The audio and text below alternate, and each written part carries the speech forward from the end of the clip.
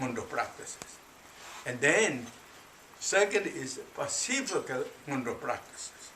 There is two. General Mundo practices is what? And here, here's one Dudjom which mentioned in the teaching here. Says that general Mundo practice is reflecting strongly on the four renunciation thoughts. And in order to begin again, in the teaching already practice here that please what's called infallible protector Lama, root teacher, His Holiness Dzogchen Rinpoche, home of the Ngorpema Sambal. Please watch me, consider me, bless me, so that may I completely fulfill and know the meaning of this whole renunciation thought. It's kind of strongly really feel the connection. And for renunciation, again, I just summarize that is in the practices. First is precious life, or precious human body is first. Second is impermanent. Third is cause and effect are inevitable or reflecting the karma, commonly named as the karma action. And the fourth is samsara has a difficulty. These four are so important, and that's what the gracious teacher Buddha gave the first his teaching, known as Four Noble Truths. What are Four Noble Truths? Noble Truths are suffering truth, cause of suffering truth, and then path truth, cessation truth, or cessation truth, path truth. So that four, among that four, this four renunciation is the first two, suffering truth, cause of suffering truth. That's the essence, condensed meaning of the first two truth. And now, in that way, the fourth is the precious body, precious life. This precious, why is called precious? Because according to the teaching of the Buddha, to obtain a human body or to be as human beings is not so easy, because it has very, very selected the specific cause and conditions. Really have to be. And without the cause and conditions, we won't get anything. So it has this, to be born as human beings is a really special cause and condition, which is known as karma commonly. So that means this what we have, this our body now present situation is resolved. So that means in the past we did good karma. In the previous lifetime, that's what we are, really beautiful human beings. Now precious. And what we have now, precious human being, 18 endowments, at freedom, 10 luxuries, is so precious, so special. So therefore, feel happy, feel joy, how precious is. That what in many times the teaching is, that is so special, so rare, difficult to obtain this, yet we got these beautiful precious lives. It's like wish-fulfilling, in the Buddha teaching always mentioned the wish-fulfilling gems. It's more rare, more precious than wish-fulfilling jewels. It's so special. So how grateful, how so special, thankful, happy. With the joy and happy, and now have the commitment that I'm going to use this for the good purpose, to fulfill the goal. Really have some convictions or some degree of the commitment in heart and mind. Because why we need? Because this is also not going to last forever. It's a short time. Our life is in a way really short moment. It's like just a short time we are here in having this beautiful time in a situation. It's not going to last. So well, everything is our hand. Well, everything is under our control. Why we don't take the advantage of this situation? If we don't take the advantage of this, then it's time, the precious life is not going to wait for us. And therefore, really take the full kind of advantage and use this point, something that we make ourselves strong, happy mentally, feel happy, so that we don't have to feel kind of bad or disappointment, sad at the end.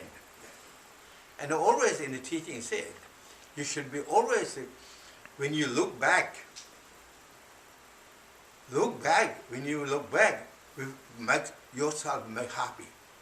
Do things that you feel happy. Or when I look back myself, I did good. Now I'm doing good, I will do good. Have commitment. So looking past, you did good. Now you're doing good, and future our plan is to be continued good. And we have that attitude, and in the teaching said, then you're fulfilling your life, purpose of this life. Therefore, this is fragile and momentarily, and well, everything is our opportunity we should use. And why is it kind of not going to stay? Because then second is the impermanent. This second impermanent is also, is continually changing. That we all know. Really, how many things changed since we have the memory until now? If you look back, how many things changed? The age, companions, experience, our wealth, our treasure, and that all change. Whether we like is change, whether we don't like it change. Everything is really changing. It's changing now. It will change. So nothing is permanent. That is and that is what in the teaching said. The gross level impermanent and the subtle level impermanent. Gross level impermanent, what in the teaching said. The external universe is impermanent. The world is impermanent. Inhabitant in the beings who live in is impermanent. And if we reflect into all those enlightened beings, noble beings, is impermanent. Such as the great Buddha teacher Buddha. And all those great arhatas is only his stories. This great teacher Buddha and arhatas, all those mahasiddhas, they have the power to change the elements. They can walk through the walls, sitting on the sky, transforming water into fire, fire into the water, and going down under the ground as like transparent, walking through the wall. And in the teaching said, milking the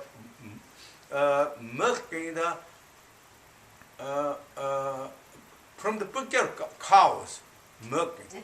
You can milk in the picture from cows. It's unbelievable. And in the Christianity too, of course I'm sure there's so many, but I want to know that Jesus Christ transformed one bread, so many breads to feed so many things, and one alcohol transformed so countless alcohols, all this. They change these things, they can do. Wow, but yet, it's only within the his stories. It's not our size now. And Gorabema Sambhava is according to teaching beyond the death and birth. But also it's only in the teaching. It's left from Tibet, flew from sky to the sky. There is really like, and then all the universe, those kings, powerful kings, monarchs, and all, so powerful, they're so dignified, so glorious, and rich in power, also, all is gone. So therefore we said, think of the impermanent, reflect the mind impermanent to the universe and world is how many things change. And according to Buddhism, this world is not going to last forever. It's only going to last 20 eons in the teachings. It came newly 28 years before came, it was going to decline, and then you're going to become completely spacious. This is according to teaching. So it's nothing going to last. And then, in all the experiences, what things we had. So therefore, what in the teaching said, reflecting the impermanent to the universe, reflecting the impermanent to the inhabitants, reflecting the impermanent to the noble beings, reflecting the impermanent to those powerful beings, and reflecting empowerment. Reflecting the impermanent to all the beings of 6 realms, and reflecting impermanent each our own experiences. And when we reflect that impermanent, according to teaching all the great masters and the Buddhas, it will make our heart more softer, more tender. We become more practical and use the time for beautiful purposes. Really, with that. And also we get glimpse to understand the way really things are. Now we just look into the kind of on the sky or completely other directions. We ignore it around us. Reflecting impermanent is great knowledge. For that reason, great teacher Buddha Shakyamuni said that among all the conceptions, that thought of the impermanent is great. It's big and it's super. It's a conception, but it is true conception, true thought. Then certain impermanent we don't detect. Ourselves we don't detect. We are gross levels. Everything is moving and changing. All those molecules, instants, that means the instant means changing. There's no permanent instance. It's changing. That subtle impermanent is pushing the gross impermanent we can only detect. Reality is everything is shifting, changing, and transforming. So that is so, according to teaching, is so important to reflect that impermanent. And the next one is the cause and the conditions, or the karma. Is so important. This time we're going to reflect, everything is a cause and condition. Externally is a cause and condition effect, and inwardly is a cause and condition effect. Everything. There's nothing is really has came without cause and conditions and corporations. But this time, Monk Nando teaching emphasized the inner cause and conditions, our own inner states. That means what? Our mind. That is we really have to observe our mind, because mind is the producer of our karma. No one, according to Buddhism, no one else is producing the karma and overloading to us. One's own karma is produced by one's own mind. There's no one else. And who controls our own mind? According to Buddhism, no one is controlling our mind except you, except one's own self. Therefore, we have the 100% right, capabilities, and authority to keep the balance and control our own mind. And so what we have to do? Within time our mind is wild, carried by force of the dualities, emotions. So, therefore, we have to control ourselves. And then, what is this? And the karma is produced by the mind. Positive mind, and it is action, produce the good karma. Negative mind and negative action of that produce the negative karma. So negative or bad karma and the good karma is produced by one's own positive mind or good mind and bad mind. That's why we really have to watch. And what is bad karma? And again, great master Nagarjuna said in his teaching, the anger, ignorance, attachment is negative. And any action came from that combination, it will be negative action and negative karma. Negative karma. And what is the positive? The non-attachment, no anger means loving kindness, or detachment, and loving kindness and compassion, and the wisdom is positive. And whatever action comes from that, through the body, through the verbal, that is positive or good karma. So that is the karma we create. So is karma is the dual of the karma is our own mind. Then when we create the karma, what that means, of course we all know. We all know that.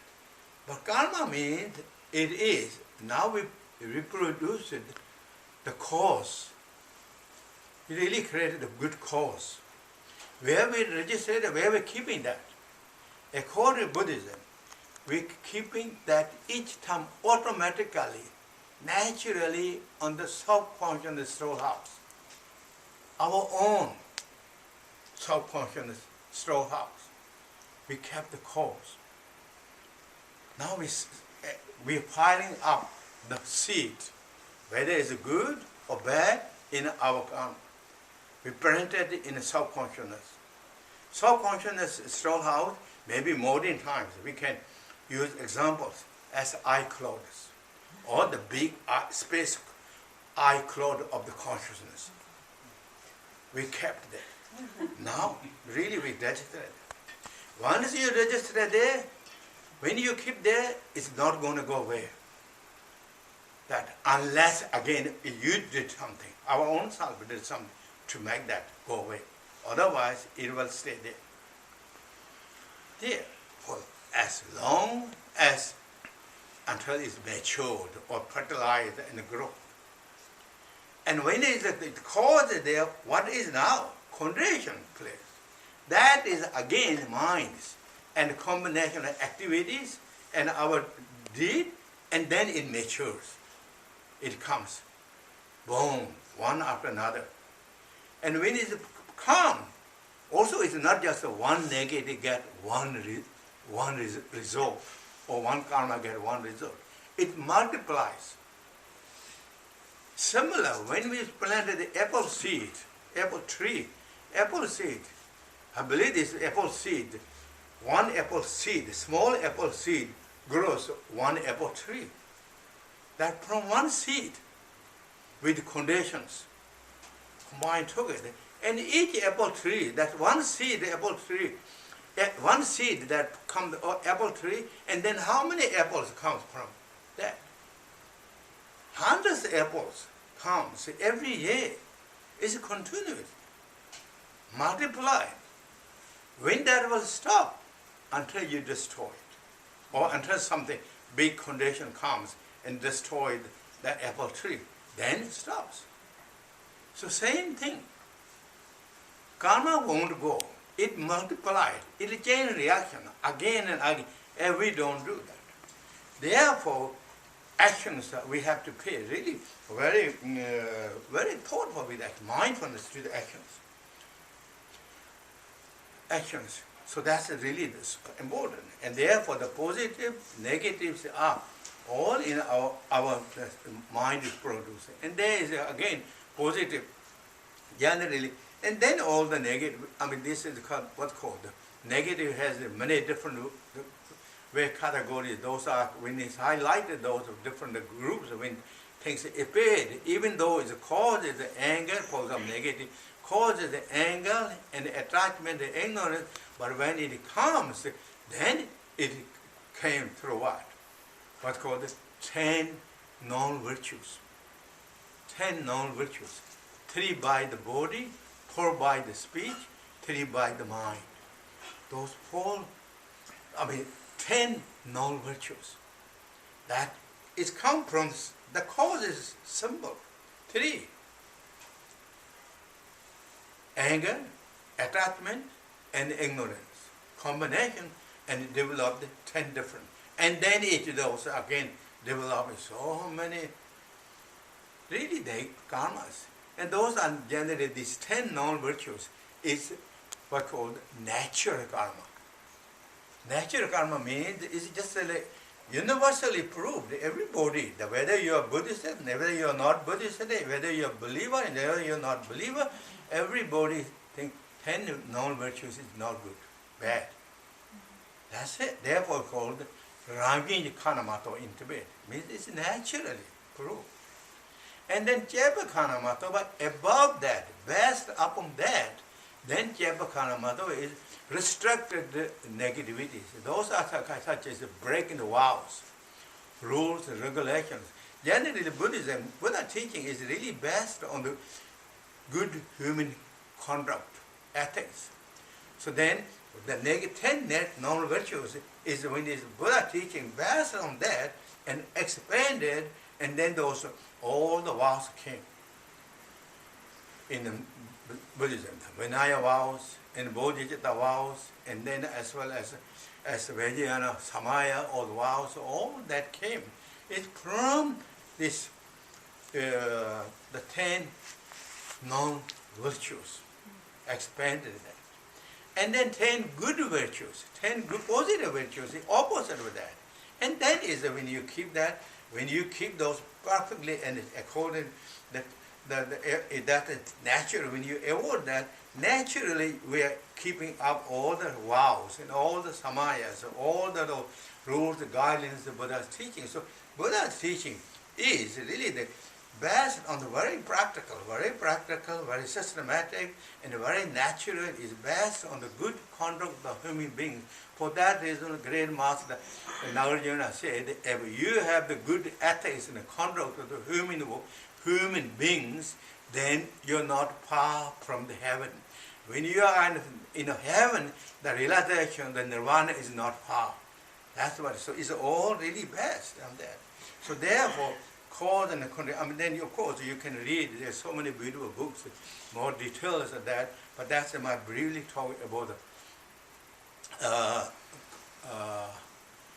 the cause and the condition. Effects are inevitable. I mean, this is inevitable once imprinted, unless we purify that. And then next one is, the fourth one is samsara has challenge and difficulties. Samsara is a result of the cause of suffering truth according to the teaching. That means samsara is a result of the anger and ignorance and attachment, and then combination of those other emotions, the jealous and arrogance and all that. So samsara is really a result of the cause of suffering truth. Samsara is, according to the teaching, suffering truth in that category. And among the two past truths, samsara is. So therefore, it has troubles, it has challenges, difficulties. And there is how many samsaras? What are samsaras? According to Buddhism, there is 6 realms. Hell realm, hunger ghost, animal, and those are known as 3 lower realms. They have more challenges, more difficulties, more troubles in their lives, really, they're according to teaching.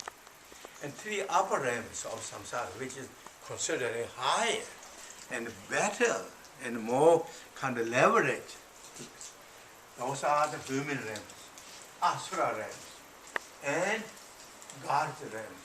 Those are the 3 upper realms. Even though the upper realms are really better than the 3 lower realms, but yet we have so many troubles. And human realm, I mean, this all challenge one after. According to Buddhism, birth is again challenge. Even though we all love the best birth, but it's a challenge. It's difficult. Have to go through big change, challenges. And then getting old, sickness, death, all those are challenges. And then plus, minimum there is so many challenges. And in the asura realm, there is so many also challenges, particularly according to teaching, fighting, arguing, even though it's better conditions than even human realm, but yet there is so many trouble. And the God's realm has also a lot of trouble, even though they are good time and everything, but it is not going to last forever. At the end, they have big trouble. Really trouble. So therefore, this samsara is just always so tough. And so tough. For those reasons, then we're really going to change the direction. If we keep continually as we've been doing, then there's just an endless samsara. There's nothing going to change. For that reason, then I'm going to change the direction and follow the practice. And then follow the practice is according to the teaching of the Four Noble Truths. Then path truth. Follow the path. And path truth will bring then the result as a cessation truth. And cessation means what ceased and stopping. Now all the difficulty, troubles, and the cause of sufferings and bad things, completely ignorantly stopped. That is cessation, really. So that is really about this whole renunciation.